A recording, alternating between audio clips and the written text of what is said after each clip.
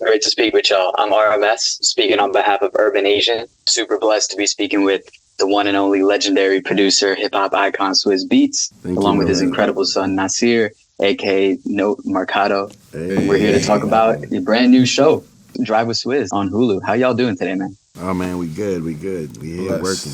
Blessed. Absolutely.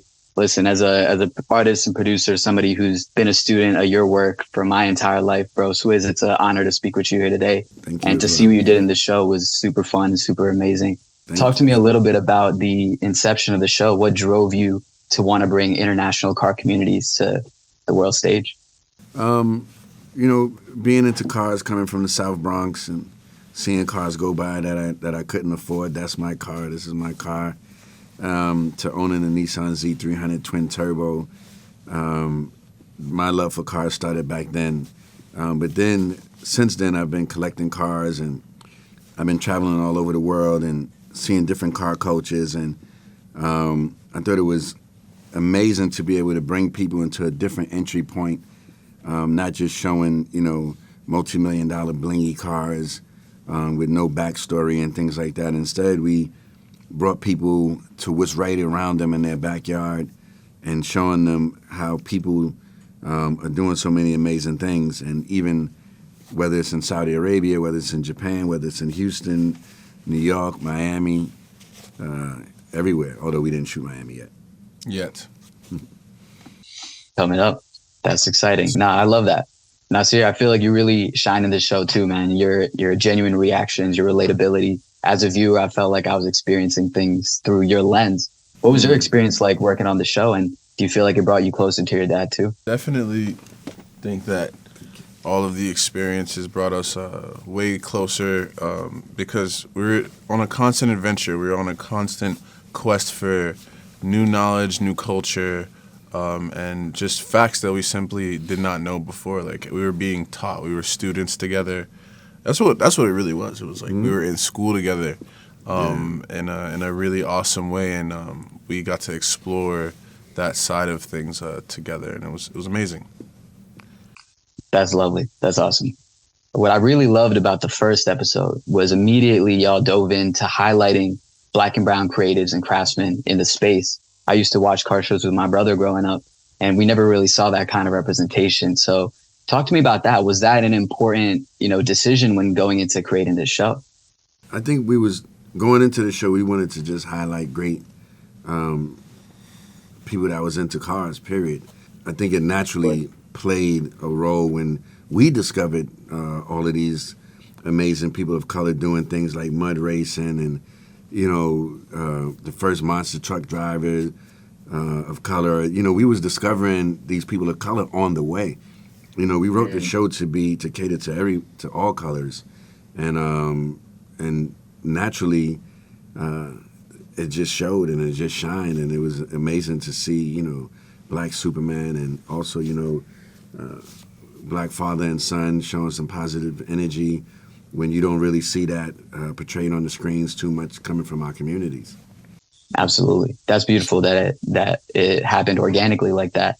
One of my favorite moments, I think, was in the episode y'all went to Japan and y'all hanging out in Akira Nakai's studio, his workshop. He's showing you the wide-body custom kits, and you're showing him how to cook up beats and stuff. There's an exchange of creative energy there, right? Yeah. Talk to me a little bit about that. I feel like it's so interesting to see artists appreciate other artists' work, even when the medium is so different. What was your experience with that? Akira is a legend. Like, I knew about Akira for years before we even got to have the pleasure of meeting him.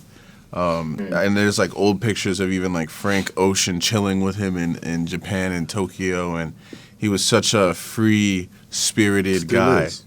Yeah, he is. He still is. He is a free-spirited guy, and it was so cool to just step into his mind and into his space, because his garage is literally like stepping into his mind, his creative. Cool. It was amazing. I wanted to spend the night. I wanted to work. I felt inspired in there. Yeah, I wanted to go like record in there after. Like, he was like, come by anytime. He's like, when you're here, bro, like, you can come record anytime you want. He's like, He had like a very childlike nature, genius to him that it was very interesting to witness him and be in his presence. He's like a super, super awesome guy. Nah, that's amazing. That's amazing. I know he said none of his cars are for sale, but is there any world in which y'all would collaborate with him to create something new? Oh, yes. I would love to do that. That would be ASAP. tough. Yes. ASAP. Dream come true. I might That's let him. amazing. Yeah, he only do Porsches. I would let him do an NSX. That'd be hard. That would be incredible. No, he might make that exception.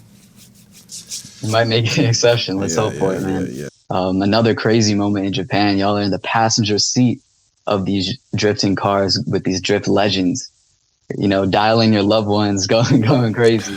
Talk to me about that, yo, because I was terrified watching it, but it seemed like an exhilarating experience. I was terrified. I was exhilarated, and I was moving like I had wings. And you had to. That's a moment that you just had to let go and just be free. Yes. You just had to accept the moment because it wasn't in your control anyway. Yeah. Once I realized I wasn't in control, I relaxed. Because we're so used to being in control. Yeah. That moment, there's no way. You definitely had to. You just had to like you had to let go literally, but to be in the moment in the best way possible, you know, so you don't have to worry. Because we, like my father said, we hold on to control so much that when you're in that type of situation, you have it's not in your control to have your control. So it was like very eye opening in a lot of ways. It taught us about ourselves too. Yeah, there's an art to letting go like that and being able to enjoy the experience in the present. That's really powerful. And now another highlight for me in like the final episode was when you're reconnecting with the Rough Riders crew and it's like a full circle moment. What made that for you an important aspect of like, oh, I want to close out my show with something like this?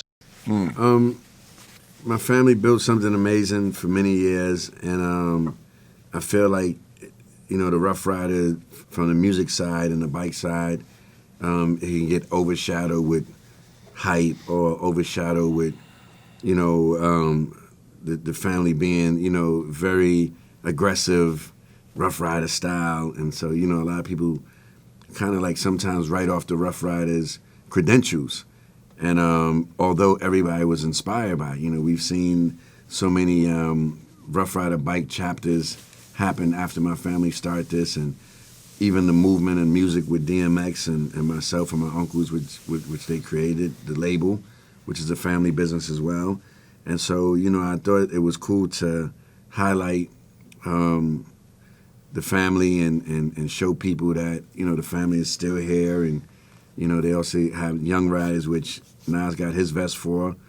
And, you know, I had to do it. You know, like I had to do it. It's just natural. That's one of my favorite episodes because everyone knows Rough Riders as a certain thing, but it has roots in a lot of different origin places, right? So for me to go there and see members of my family in their element come, it was almost like that's what brought them life. Like that was truly their passion. That's not almost what brought them life. You literally saw them light up and glow, and have this shared love, and that's why that community and what they built was so strong, and it built something great because you could tell like it was really what they loved to do, like love, and it was that compacted made something great. So it was dope. It's incredible. Yeah, and I feel like that's a recurring theme through the show too. Like it's fun to dive into the technicals, but there's this heartbeat in every episode, and that's driven by the community and the family. And y'all did an incredible job of showcasing that. That's my time, but I appreciate y'all heavy. Congratulations on the show. I'm really excited for the world to see it. Appreciate it, brother. Yeah. Appreciate you guys. Yes, sir. Yeah.